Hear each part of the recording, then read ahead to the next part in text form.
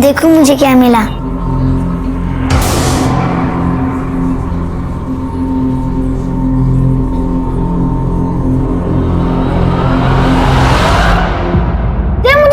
मुझे चाहिए। नहीं मेरा है। ये मुझे चाहिए। मेरी है। पर दे मुझे। मेरी गाड़ी है। मुझे भी मेरी गाड़ी है। दे गाड़ी मुझे।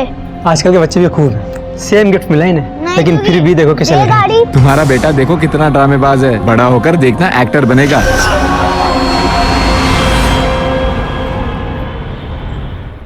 अभी कहाँ गया ये लड़का? ये ऊपर बरसाती में क्या करता रहता है? ये आपकी टिफिन। अभी मैं पापा जा रहे हैं, होमवर्क कर लेना। कोई जवाब नहीं। यस मम्मी, हाँ मम्मी, कुछ नहीं। होमवर्क कर लेना और गेम बाद में, ठीक है? आपने टिफिन ली?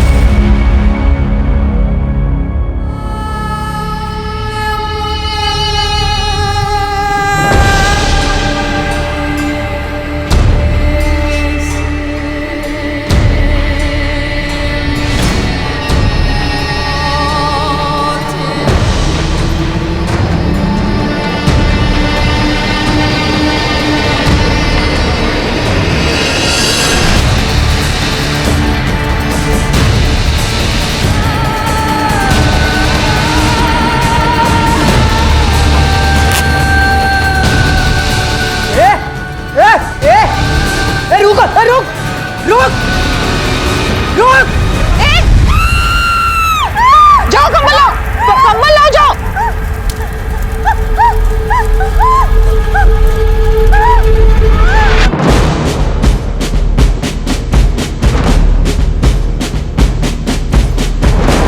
आप खामा खाइए, it's okay, I am fine. Verma, और ओके? और ओके सर, ऊपर से थोड़ा जला है, लेकिन कांस्टेबल पाल के हाथ थोड़ा ज्यादा जले, ट्रीटमेंट चालू है। पेशेंट वो औरत 25% बर्न्स है। लकीली वुंड ज्यादा डीप नहीं है। थैंकफुली आग टाइम पे बुझा दी गई। जैसे ही उनकी हालत स्टेबल होती है, हम उन्हें जल्दी जनरल वार्ड में शिफ्ट करेंगे। आप आगे की इंक्वायरी कर सकते हैं बाद में। मैटर क्या है, कुछ पता चला? ये औरत है कौन? सर ये वही है, मैंने आपको बताया था ना, इसने अपने हस्बैंड के बारे में गुमशुदगी की रिपोर्ट लिखाई थी। 6 महीने से उसे ढूंढ रही है।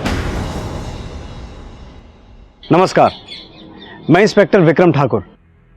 फरीदाबाद में मेरी पोस्टिंग हुए कुछ ही दिन हुए थे बतौर थाना इंचार्ज। मैंने चार्ज अभी तक ठीक से संभाला भी नहीं था कि अचानक एक इतना अजीब केस सामने आया। कह सकते हैं कि मेरे करियर का अब तक का सबसे चैलेंजिंग केस था ये। शुरुआत हुई थी एक औरत की अटेम्प्टेड सुसाइड, लेकिन इस केस में आगे जो भी होने वाला था वो तो हमने कभी सपने में भी नहीं सोचा था। एनीवे, इस पॉइंट पर हमारे सामने 2 सवाल थे। पहला ये कि ऐसा क्या हुआ था कि उस औरत ने पुलिस स्टेशन में आकर सबके सामने अपने आप को जिंदा जलाने की कोशिश की, और दूसरा, क्या इसमें हमारे डिपार्टमेंट का फॉल्ट था? हमारे काम में किसी कमी या लापरवाही की वजह से उसे ये कदम उठाना पड़ा? मैडम कुछ करिए, ढूंढ निकालिए मेरे शोहर को। वो अभी तक घर नहीं आए। देखिए, काम डाउन, आप ठीक से पहले डिटेल्स दे दीजिए। मैडम मुझे बहुत डर लग रहा है, कहीं उनके साथ कुछ गलत हो गया। आप कुछ करिए ना। आप उनकी डिटेल्स, उनका नाम, उम्र वगैरह और उनकी एक फोटो दे देना। फोटो नहीं है मैडम मेरे पास। कोई फोटो नहीं? जी नहीं। मोबाइल में या ऑनलाइन साइट पर कहीं पर? नहीं मैडम, मेरे पास उनका कोई फोटो नहीं। वो क्या है ना कि उन्हें फोटो वगैरह खिंचवाना पसंद नहीं था। ठीक है अजय, यस मैम। एक स्केच आर्टिस्ट बुलाओ और इनकी मदद से एक स्केच बनवाओ। आपके पति का नाम क्या बताया आपने? आपके फलसफे। मैडम आप मुझसे वादा करिए, आप ढूंढ निकालेंगी ना उन्हें? मैं उन्हें खो नहीं सकती। काम सर, घर के आसपास पूछताछ की, स्केच भी सर्कुलेट करवाई, लेकिन आतिफ से रिलेटेड कोई इंफॉर्मेशन हाथ नहीं लगी। स्ट्रेंज। हाँ सर, पड़ोसी ने उसके बारे में सुना जरूर है, लेकिन उसे या दोनों को एक साथ कभी नहीं देखा। पति को तो मैंने कभी देखा नहीं, मतलब कुछ ही महीने हुए इधर शिफ्ट होके। कभी कभी जिक्र करती है कि काम के दौरान बाहर ही रहते हैं। सबा ने बताया था कि आतिफ उसे अपने फर्स्ट हस्बैंड फिरोज के थ्रू मिला है। आतिफ भी फिरोज की तरह ट्रांसपोर्ट बिजनेस में है। लेकिन जब ये बात हमने फिरोज की माँ से पूछी तो उन्हें भी आतिफ के बारे में कुछ भी नहीं पता था। कौन है ये? मैं तो इसे नहीं जानती। ये है मेरा बेटा फिरोज। 1.5 साल हो गए उसे लापता हुए, और वो सबा 2 महीने में ही सब कुछ छोड़ छाड़ कर चली गई। फिर क्या, ढूंढने से भी नहीं मिला। पुलिस ने भी मामला बंद कर दिया। तो ये ऑपरेट कहाँ से करते थे? सर, एज ऑफ सच कोई ऑफिस या शॉप नहीं है इनका, लेकिन सेक्टर 8 में जितने भी ट्रांसपोर्ट एजेंसीज है, गैरेजेस हैं, वहां पूछताछ की। किसी ने भी उस स्केच को पहचानने से मना कर दिया। इस नाम का कोई भी नहीं है यहाँ पर। तो ये आतिफ नाम का कोई आदमी है भी या नहीं? वही तो सर, ना कोई डॉक्यूमेंट्स, ना कोई आईडी प्रूफ, ना ही कोई फोटो। हमको एक्चुअल में ऐसे ही लगने लगा कि कोई है ही नहीं। ये औरत मनगढ़ंत बातें बना रही है, शायद डेल्यूजन का शिकार होगी। एक बार ध्यान से देख लो। मैडम फोटो देखने की कोई भी जरूरत नहीं है। मैंने आपसे कहा ना कि ये फिरोज है, मेरे पहले शौहर। और ये भी लापता हुए थे। हाँ, अब लापता हो गए थे तो हो गए थे, इसमें मेरी क्या गलती है? और आप ये सवाल मुझसे क्यों कर रही है मैडम? अच्छा ठीक है, पानी पियो। आखिरी बार कब देखा था आपने आतिफ को? और आप दोनों के बीच कोई अनबन, झगड़ा? नहीं मैडम, सब ठीक था। मेरे और फिरोज के बीच में कभी कोई अनबन नहीं होती थी। फिरोज या आतिफ, किसकी बात कर रही हो तुम? आपने अभी कहा फिरोज। मैं आतिफ की बात कर रही थी, और फिरोज से मेरा कोई लेना देना नहीं है। उसे गायब हुए तो 1.5 साल हो गया ना, और मेरे शौहर तो अभी गायब हुए हैं। वो तो मिल जाने चाहिए था ना ढूंढने पर। आप कुछ करिए मैडम, मैडम ढूंढ निकाली उन्हें। धीरे धीरे मामला ठंडा भी होने लगा था, लेकिन अचानक ऐसा कुछ कर देगी ये सोचा नहीं था सर।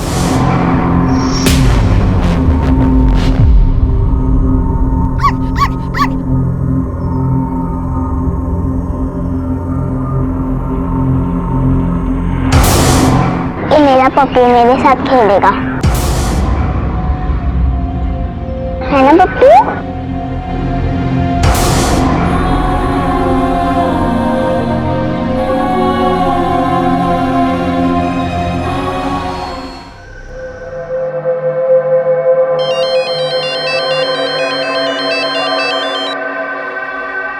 आई डोंट नो कैसी लग रही हूँ, खुद आकर देख लो। आज इतना स्पेशल दिन है और आज भी लेट। जल्दी आओ ना, मैं तुम्हारा वेट कर रही हूँ। Love you. फ्लावर कैसा दिए? 200 रुपए का। ये वाला भी देखा, फ्रेश है ना? हाँ फ्रेश है।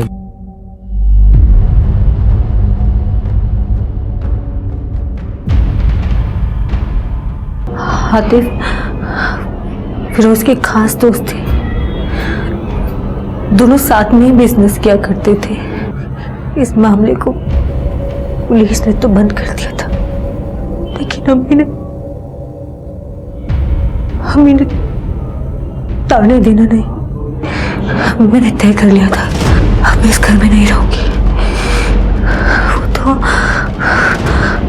अल्लाह का शुक्र है कि आतिफ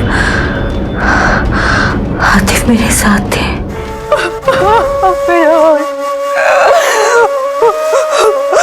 संभालो अपने आप को, अकेली नहीं हो तुम।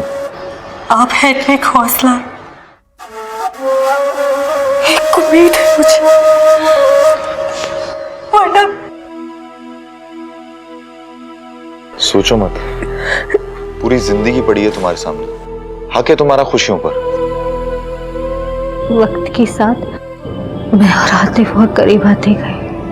लोगों ने हमारे बारे में भला बुरा कहना शुरू कर दिया था। उन्होंने मुझसे कहा कि वो मुझे अपनी बीवी बनाकर साथ रखेंगे, इसलिए हम लोगों ने निकाह किया और वो मुझे अपने अपने नए घर में लेकर। कितना टाइम हुआ यहाँ शिफ्ट हुए? 8-9 महीने हो गए होंगे। 8-9 महीने हो गए हैं, लेकिन तुम्हारे किसी भी पड़ोसी ने अभी तक आतिफ को देखा नहीं।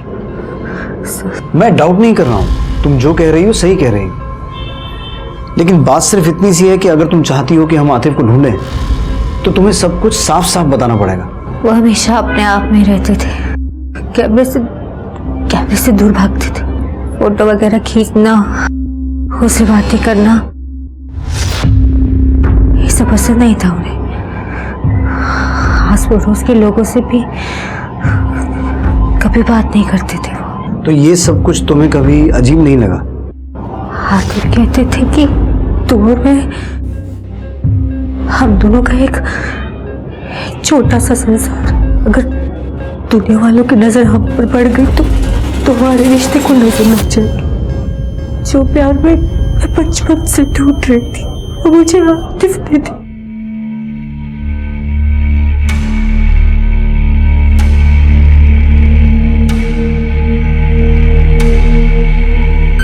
चुप हो जा। मम्मी डांटेगी, चुप हो जा। अभी कहाँ हो तुम? चुप हो जा। चुप हो जा।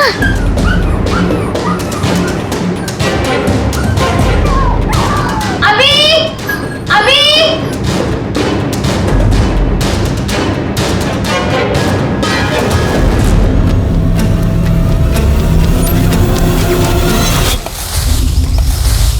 अरे भाई जल्दी जल्दी करो, शाम होने वाली है।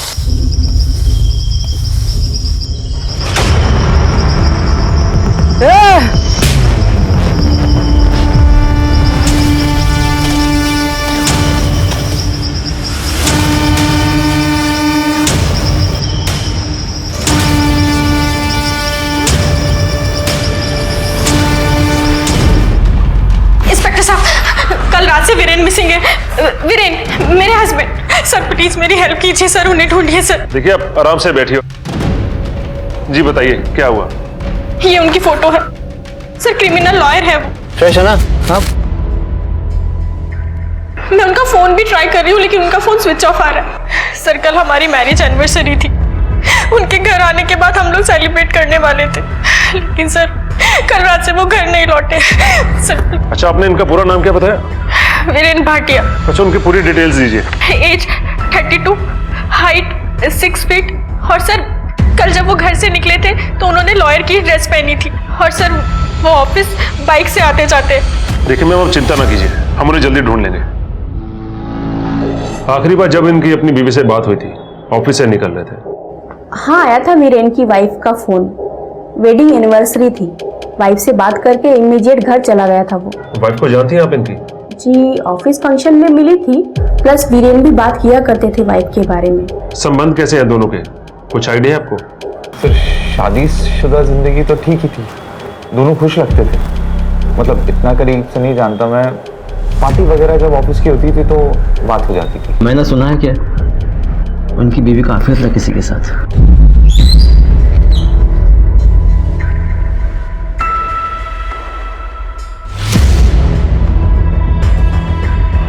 और सिमी से भी दूर रही हो, और फोन मत करना सिमी को, समझा? क्या? दीपक और मैं? सर दीपक मेरा बेस्ट फ्रेंड है सालों से, ऑलमोस्ट कॉलेज टाइम से। अफेयर? सर अगर वीरेन को ऐसा कुछ लगा होता तो मुझसे इस बारे में डिस्कशन जरूर करते, और सर उन दोनों का अगर झगड़ा हुआ होता तो वीरेन मुझे बताते या दीपक मुझे बताता। और ऐसा किसी ने कुछ नहीं बताया तुम्हें? बिहेवियर में कोई चेंज वीरेन के? नहीं सर, वीरेन का तो नहीं, लेकिन दीपक काफी टाइम से टच में नहीं है। इनफैक्ट सर मैंने ये बात अभी रियलाइज की, ना कोई कॉल ना कोई मैसेज, कुछ भी नहीं। दीपक टच में नहीं है, वो तो बेस्ट फ्रेंड है ना तुम्हारा, तुमने तो उसे कांटेक्ट करने की कोशिश की होगी। सर मैंने कहा ना आपसे, मैं ये बात अब रियलाइज कर रही हूँ। दीपक को ट्रैवलिंग का बहुत शौक है, सिंगल बंदा है, कभी भी कहीं भी निकल जाता है, जब वापस आता है कॉल करता है, मैसेज भी करता है, और सर फिर हम मिलते भी हैं। यही दीपक का पैटर्न है, इसलिए सर मैंने भी ज्यादा नहीं सोचा। और सर दीपक और मेरा अफेयर, सर दीपक मेरे बारे में ऐसा सोच भी नहीं सकता। तो किसी से कोई दुश्मनी, कोई प्रॉब्लम? क्रिमिनल लॉयर है, इतने सारे केसेस, इतने सारे क्रिमिनल्स, सर आपको लगता है क्या कि ये किसी पुराने केस से रिलेटेड है? हाँ, हो सकता है। हमें हर एंगल देखना होगा। और वैसे भी उसे गायब हुए 72 घंटे हो चुके हैं। आपको कुछ भी पता चले तुरंत इन्फॉर्म करना। और ये दीपक कहाँ रहता है? सेक्टर नंबर 24 से मिली बॉडीज की पोस्टमार्टम रिपोर्ट। सर ये deceased number 1, name unknown, age 34-35 years, estimate time of death September 2016। ये deceased number 2, name unknown, age 30 years, estimated time of death October 2017, मतलब 8 महीने पहले की बात। ये डिसीज नंबर 3, एज 32 इयर्स और मौत लगभग हफ्ते भर पहले की बात। सर तीनों केसेस में कॉज ऑफ डेथ सेम है, 9 by 1.5 इंचेस का चाकू जिससे मल्टीपल स्टैबिंग किया है, 0.25 थिकनेस वाला। सर वेपन, स्टैबिंग मैनर और असॉल्ट एंगल तीनों भी केसेस में सेम है। सर बॉडी से आर्टिकल मिला है। कोई बटुआ या आईडी नहीं मिला ना? नहीं सर, बस यही। एग्जामिन करवाओ क्या लिखा है। और इसका डिजाइन भी कुछ अनकॉमन है। लेकिन ये आर्टिकल बॉडी नंबर 1 से मिला है, बॉडी नंबर 2 और 3 से कुछ भी नहीं मिला। ये जो पहला विक्टिम है, पहले विक्टिम को दफन हुए काफी समय हो गया है, इसलिए इसका फेशियल रिकंस्ट्रक्शन मुश्किल होगा। लेकिन फोरेंसिक एंथ्रोपोलॉजिस्ट को इन्वॉल्व करके विक्टिम नंबर 2 के चेहरे को रिकंस्ट्रक्ट करवाओ। सभी बॉडीज की सिमेटोस्कोपी और सिमेट्रोमेट्री की रिक्वेस्ट रेज करो। और ये जो विक्टिम नंबर 3 है, जिसे मरे 1 हफ्ता ही हुआ है, इसके चेहरे का फोटो लेकर इसे डिजिटली एनहांस करवाओ और इसकी फोटो सभी पुलिस स्टेशन में सर्कुलेट करवाओ। हो सकता है इसकी मिसिंग कंप्लेंट कहीं मिल जाए। सर सबा के गुमशुदा पति को ढूंढते वक्त 3 लाशें बरामद हुई हमें, और उस वक्त तो हमें यह भी नहीं पता था कि ये दोनों बातें आगे जाकर जुड़ने वाली हैं। ऐसे केसेस हुए हैं पहले भी, जिसमें कंप्लेंट या इंफॉर्मेशन लेकर आया आदमी खुद किसी भ्रम का शिकार होता है, डिल्यूजनल। इसमें उनकी कोई गलती नहीं है। लाइफ में हुआ कोई ऐसा हादसा या सदमा उन पर ऐसा भारी असर छोड़ जाता है कि जिससे वो कभी उभर ही नहीं पाते हैं। वो जिंदगी भर उसी भ्रम में जीते रहते हैं। कई लोगों को यह यकीन था कि आतिफ अंसारी नाम का कोई इंसान था ही नहीं, वो सबा अंसारी का वहम था। मैडम कुछ करिए, ढूंढ निकालिए मेरे शोहर को, वो अभी तक घर नहीं आए।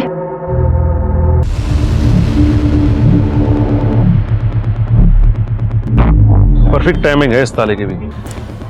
क्या हुआ सर? आप जानते हैं इस दीपक को?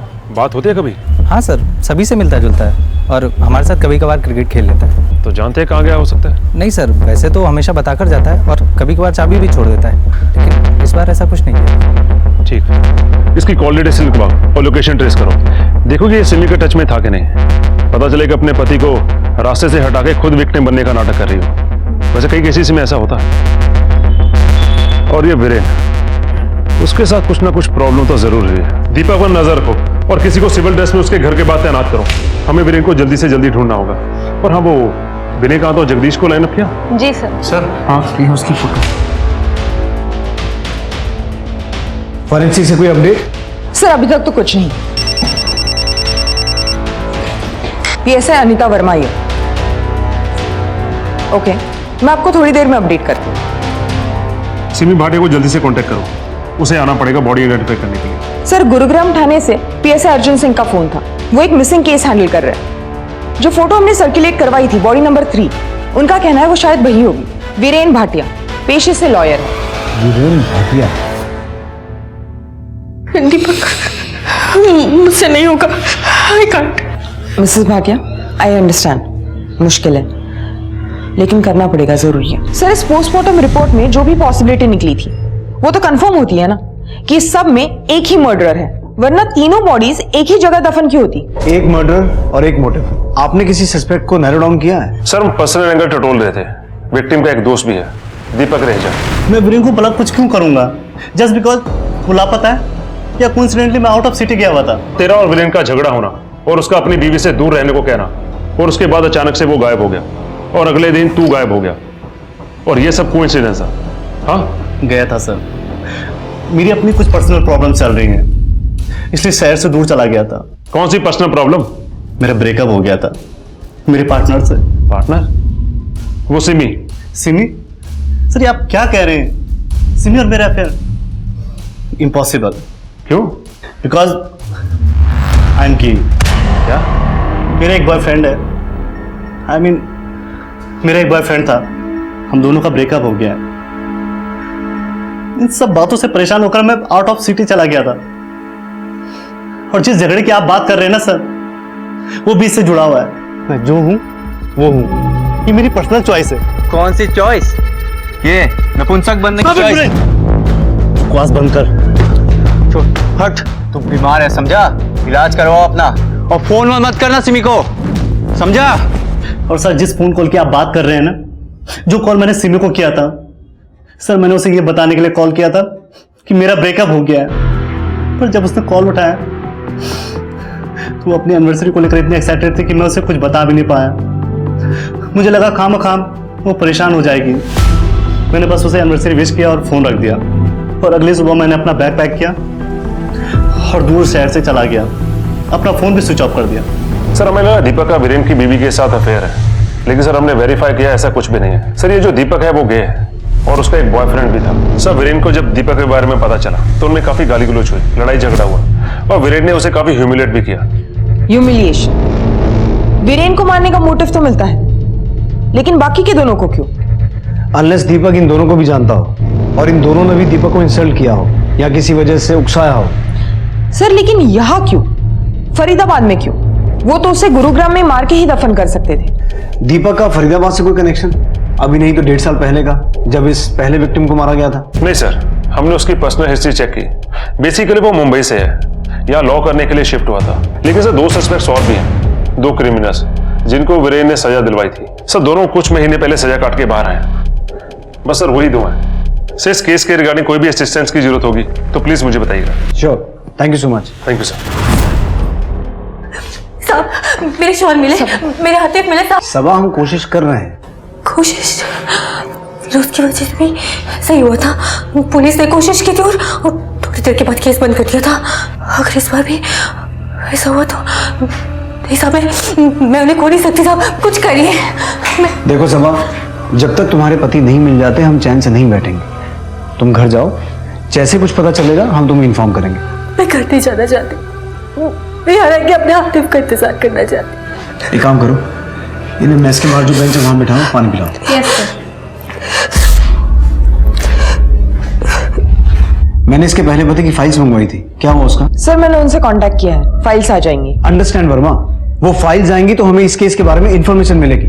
अगर बाई चांस सबा ने उन फाइल्स में अपने पहले पति के बारे में वही सब बताया है जो अभी वो अपने दूसरे पति के बारे में बता रही है, तो हमें यह समझ में आएगा कि एक पैटर्न है जिसे वो बार बार फॉलो करती है और आतिफ अंसारी नाम का कोई इंसान है ही नहीं। और अगर ऐसा नहीं है तो हमें यह समझ में आएगा कि बार बार सबा को टारगेट किया जा रहा है।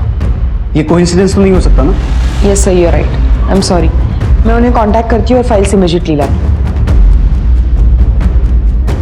अभी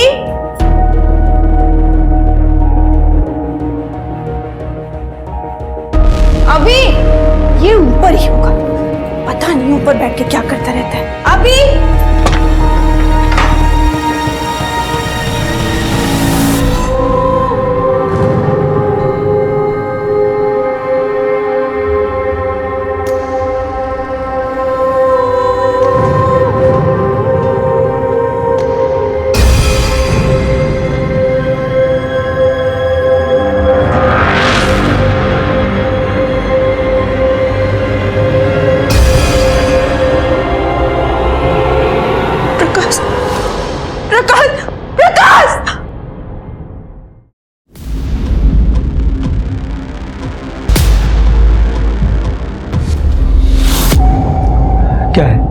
क्या है ये सब?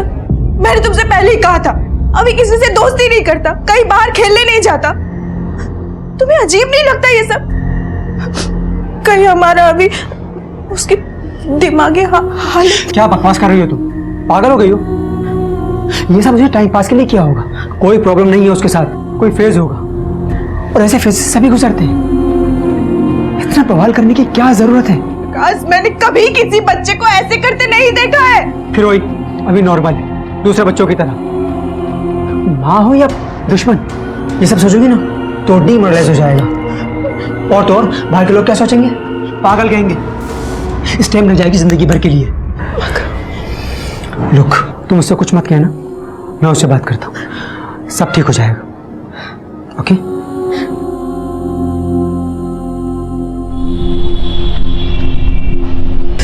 सर मैंने दिल्ली से कॉलेज कंप्लीट किया है, वही मेरी सिमी से मुलाकात हुई थी।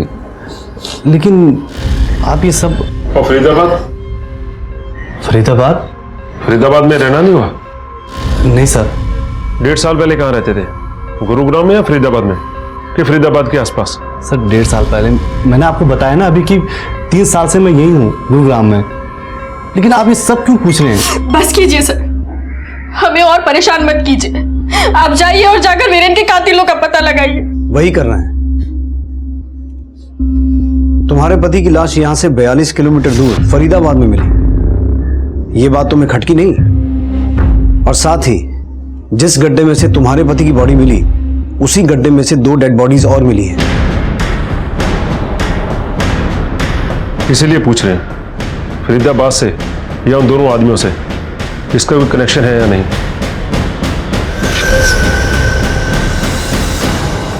सिंह, तुमने जिन 2 क्रिमिनल्स के बारे में बताया था जिनकी वीरेन से दुश्मनी हो सकती है, क्या नाम थे उनके? विनय कांत एंड जगदीश। उन्हें तोड़कर देखो, हो सकता है उनमें से किसी का कनेक्शन बाकी मिली 2 डेड बॉडीज में से किसी के साथ हो। माना 1.5 साल पहले वो जेल में थे, पर इन लोगों के कनेक्शन अच्छे खासे होते हैं। किसी और से मर्डर करवाया होगा। जेल से निकलने के बाद कहाँ कहाँ गए, क्या क्या किया, सब कुछ पता करवाओ। और जहाँ जहाँ गए उन एरियाज में अगर कोई गुमशुदगी के या अनसॉल्व मर्डर केसेस हैं, सब कुछ ढूंढ निकालो। उनमें से एक बंदा वही है फरीदाबाद में, जगदीश पंडित। अच्छा जी सर। वर्मा, फंसाइए हमको, हम तो खड़े हैं कि हमको कोई फंसाए। हमारा तो जन्म हुआ इस पृथ्वी पे कि एक मामले में से फंस के निकले तो दूसरे में फंस जाए। मैं जितना पूछ रही हूँ। क्यों पूछ रही? सवाल तब पूछा जाता है जब जवाब की कोई वैल्यू हो। एकदम चुप। देख, जहां पर वो बॉडीज मिली है ना, वहां पर तेरा मोबाइल क्रैक हुआ है। अब तू चुपचाप बोलेगा या? था, मैं वहां था। आपके हिसाब से मैं वहां था। फिर क्यों थे, क्या कर रहे थे? मैं अगर कुछ बोलता हूं तो आपको कोई फर्क पड़ेगा? आप कहेंगे कि मैं मंगल ग्रह में था तो ठीक है, क्योंकि कोर्ट में तो आपकी सुनी जाएगी। हम तो कह रहे हैं ना, हमारा जन्म इसलिए हुआ है कि हमको कोई फंसा दे। पागल आदमी है सर। कॉल रिकॉर्ड्स के मुताबिक जगदीश 1 हफ्ते पहले वही था जहां पर बॉडीज बरामद हुई। वीरेन की वजह से पहले ही अंदर जा चुका था। जब असली मर्डरर ने अपना गुनाह कबूल किया तो कोर्ट रूलिंग रिवर्स की गई। छूट तो गया, लेकिन सबसे पहले जाके वीरेन को धमकाया। बस यही, बाकी दोनों से उसका कोई कनेक्शन नहीं है।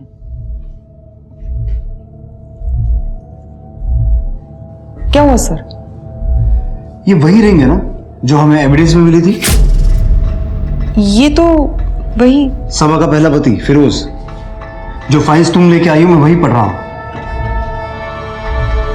इसका मतलब ये हुआ कि जो 3 डेड बॉडीज हमें मिली हैं, उनमें से एक डेड बॉडी सबा के पहले पति फिरोज की हो सकती है।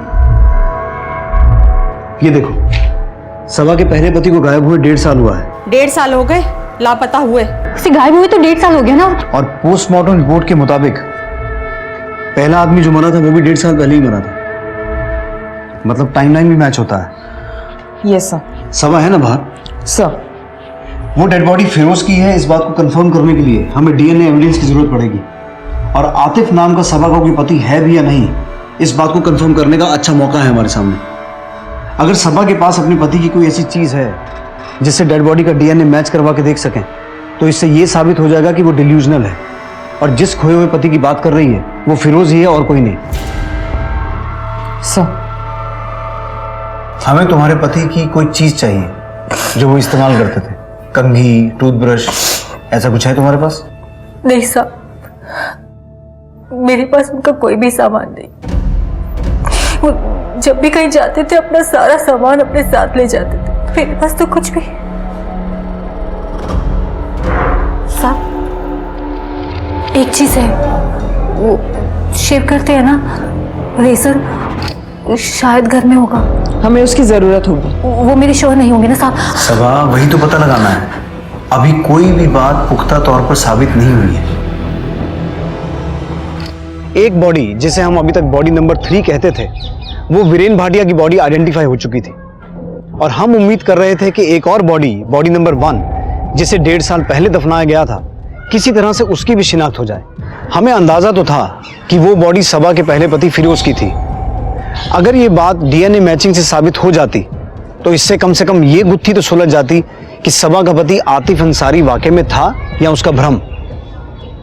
लेकिन इस वक्त तक हमें इस बात की भनक भी नहीं थी कि इन विक्टिम्स के बीच के जिस कनेक्शन को हम ढूंढ रहे थे वो कितने बड़े खतरे में था। सर, हमने उस रेपिस्ट बेनिकांत यादव का कच्चा चिट्ठा निकाला, उसे लॉकअप में लेके पूछताछ भी की, लेकिन उसका वीरेन से कोई लेना देना नहीं है। सर, हमने उसका कॉल रिकॉर्ड्स और ट्रायंगुलेशन रिकॉर्ड्स भी वेरीफाई किए, वो सच बोल रहा है। सर, ना ही उसका फरीदाबाद से और ना ही उन दोनों लोगों से कोई कनेक्शन निकला। अब एक ही उम्मीद बाकी है सिंह, अगर ये कंफर्म हो जाए कि सबसे पुरानी डेड बॉडी सबा के पहले पति फिरोज की है तो हमारा काम। Sir, DNA reports no match. जो रेजर सबा ने दिया उससे जो डीएनए मिला वो बॉडी नंबर 1 से नहीं मैच करती। इसका मतलब है सबा के साथ फिरोज के अलावा वाकई में कोई रह रहा था जिसका वो रेजर है। सर, यानी आतिफ अंसारी नाम का आदमी वाकई में उसका पति हो सकता है। यानी आपका अंदाजा सही निकला, सबा सच कह रही थी। सबा आतिफ के बारे में सही बोल रही थी, ये तो इस केस का एक एंगल है, लेकिन वो बॉडी नंबर 1 ये कंफर्म करना कि वो बॉडी फिरोज की है बहुत जरूरी है। एक काम करो, सबा को लेके आओ। साहब, फिरोज की तो कोई भी चीज़ मेरे पास नहीं है। मुझे लगा आप लोग आतिफ की बात कर रहे हैं। इसका मतलब है कि वो बॉडी आतिफ की नहीं है। मतलब मेरे आतिफ अभी भी सही सलामत है, वो जिंदा है। ये बात सही है कि वो लाश आतिफ की नहीं है, लेकिन इससे ये साबित नहीं होता कि आतिफ सही सलामत है। मैं तुम्हें कोई झूठी तसल्ली देना नहीं चाहता। अब मुझे ये बताओ कि तुम्हारे पास फिरोज की कोई भी चीज़ नहीं है? नहीं साहब, मेरे पास फिरोज का कोई भी सामान नहीं है, लेकिन हाँ उनकी अम्मी, फिरोज का कोई तो सामान उनके पास होगा। ठीक है, तुम जाओ, कुछ पता चलेगा तो बताते हैं।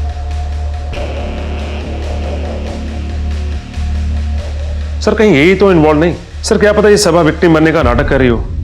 सर, ऐसे कैसे हो सकता है कि एक ही औरत के दोनों हस्बैंड गायब? अरोड़ा, सर एक काम करो, सबा ने जो रेजर दिया था उसे बॉडी नंबर 2 जो 8 से 9 महीने पुरानी है उसके डीएनए के साथ मैच करवा के देखो। वर्मा, तुम फिरोज की मां से फिरोज का डीएनए सैंपल ऑब्टेन करो। अगर बॉडी नंबर 1 फिरोज की है और बॉडी नंबर 2 आतिफ की निकलती है तो देखना यह भी है कि इन दोनों का वीरेन के साथ क्या कनेक्शन है। Okay sir.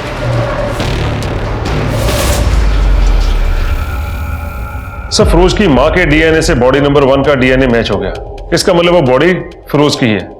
और सर, बॉडी नंबर 2 का डीएनए आतिफ के डीएनए से मैच नहीं हुआ, इसका मतलब वो किसी और ही की बॉडी है जो अभी तक इस केस में सामने नहीं आया। सर, अब क्या सबा और सिमी के बीच कोई लिंक है? सर, हमें सबा और आतिफ से जुड़ी और भी इंफॉर्मेशन निकालनी होगी। सर, आतिफ का कुछ ना कुछ बैकग्राउंड तो जरूर होगा। सबा और सिमी दोनों एक ही एज की हैं, दोनों की फैमिली वगैरह कुछ नहीं है। करेक्ट। बेसिकली इन दोनों का प्रोफाइल एक जैसा है। एक डेड बॉडी फिरोज की है, दूसरी डेड बॉडी वीरेन की है, और डीएनए रिपोर्ट से यह साबित हो चुका है कि तीसरी डेड बॉडी आतिफ की नहीं है। अगर इस पैटर्न को लॉजिकली देखा जाए तो तीसरे आदमी की भी बीवी होनी चाहिए। मुझे लगता है हम अभी तक इस केस को गलत एंगल से देख रहे थे। मर्डर के निशाने पर फिरोज या वीरेन नहीं, सबा और सिमी थे। हमें उस तीसरी औरत को ढूंढ निकालना होगा इससे पहले कि वो सीरियल किलर किसी और बेगुनाह को अपना निशाना बनाए। तुम? हाँ, बस एरिया में था, सोचा खबर लेता चलूं। अच्छा, आओ ना, अंदर आओ। आओ, बैठो। थैंक्स।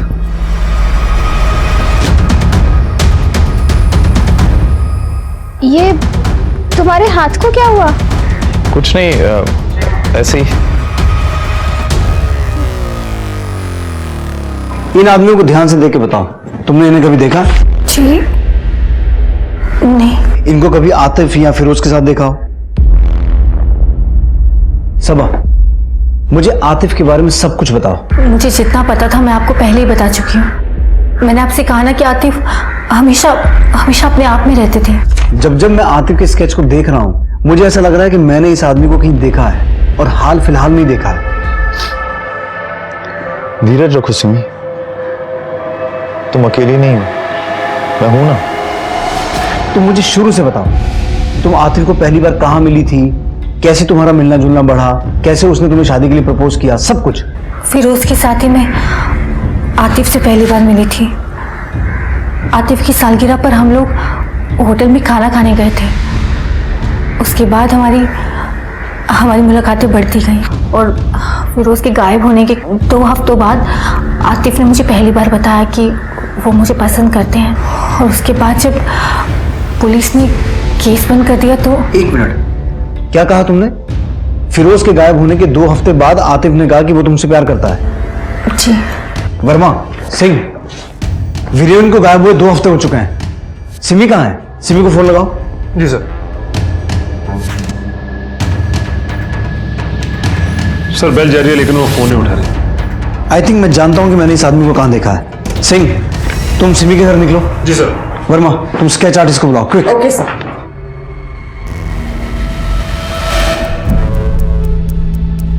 थोड़ी बाल ऐड करो। आईब्रोज बना थोड़े थिक, और इसकी पगड़ी बना। ये तो उस दिन वीरेन के चौथे पे मौजूद था। क्या नाम था इसका?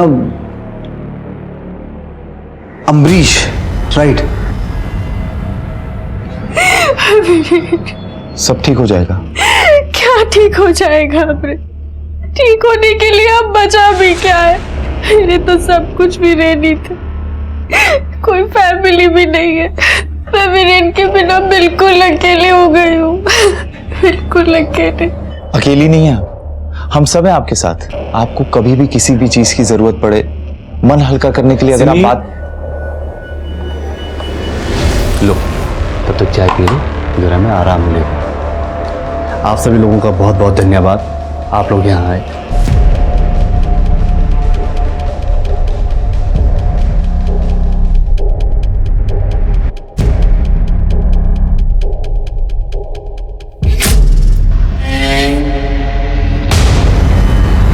तुम्हें ऐसा कोई चाहिए जो तुम्हारे लिए डिवोटेड हो, जिसके लिए तुमसे बढ़कर कुछ ना हो।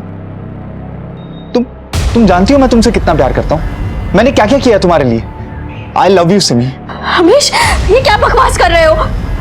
मैंने सोचा था कि तुम बहुत अच्छे इंसान हो, वीरेन के दोस्त होने के नाते, लेकिन हाँ तो हूं ना, मैं बहुत अच्छा इंसान हूं। देखो, तुम मुझे जानती नहीं हो, तुम मुझे एक चांस दो, तुम मुझे देखोगी ना तो तुम्हें समझ आ जाएगा मैं तुमसे कितना प्यार करता हूं। स्टॉप इट अमरीश, लीव, जाओ यहां से। नहीं जाऊंगा, जो करना है करो।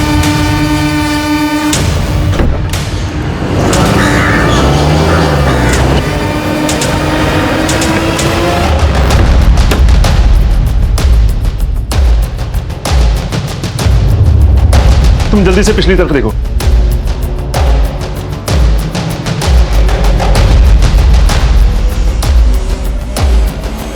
कब तो अभी भी गर्म है। सर, वहां पे कोई नहीं है। वो लोग ज्यादा दूर नहीं गए होंगे। जल्दी से एपीबी जारी करवाओ और कंट्रोल रूम में कोऑर्डिनेट करके जल्दी से चारों तरफ नाकाबंदी करवाओ और उनका फोन ट्रेस करवाओ।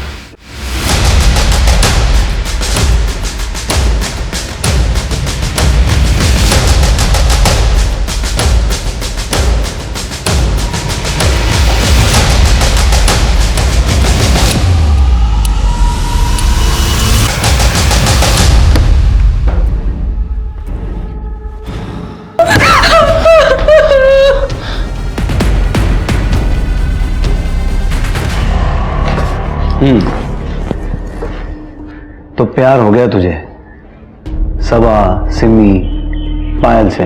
हाँ, प्यार हो गया सबसे, इसीलिए मारा उनके पति हुआ। हाँ सर, कोई चारा नहीं था, बुरे नहीं थे, पर उनका लक बहुत अच्छा था। और सर मेरा लक तो हमेशा से खराब है। जब भी कुछ चाहिए होता है ना, मेरे लक में मुझे मिलता नहीं है। और उनको, फिरोज, वीरेन, उनको सब कुछ मिल जाता है। अब मुझे उसे छीनना पड़ा ना। और सर ये अभी नहीं, बचपन से चलता हुआ आ रहा है। मेरी गाड़ी है। मुझे हमेशा तू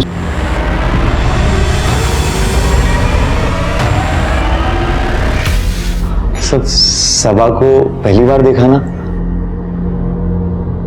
तो मुझे प्यार हो गया, तो मैं अभी से आतिफ बन गया। सब कुछ अच्छा चल रहा था सर, मैं और सबा। सर फिर मैं पायल से मिला, फिर पायल से प्यार हो गया, और फिर तुझे सिमी से भी प्यार हो गया। सर उसी के चक्कर में तो ये बनाऊं।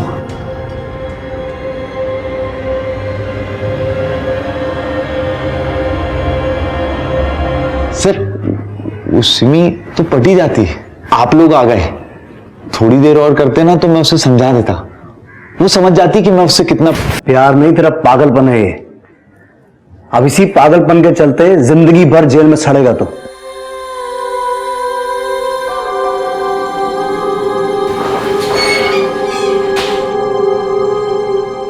Conman, serial killer, Ambarish, Atif, अवी, आखिर हमारे हाथ लग ही गया।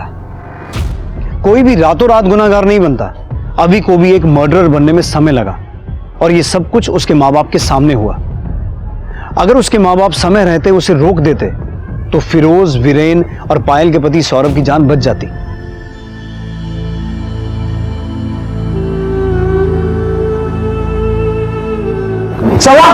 सवा में तो पता से तुम आओगी। क्यों किया तूने ऐसे मेरे साथ?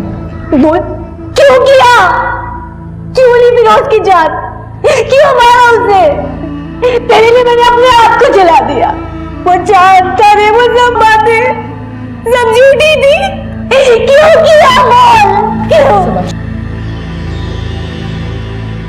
काश पहली बार किसी का कुछ छीनने पर अभी के माँ बाप ने उस पर हंसने की बजाय उसे समझाया होता। समय रहते उसकी बिगड़ती दिमागी हालत का इलाज करवाया होता। काश सबा का प्यार इतना अंधा ना होता तो ये सब कुछ होता ही नहीं।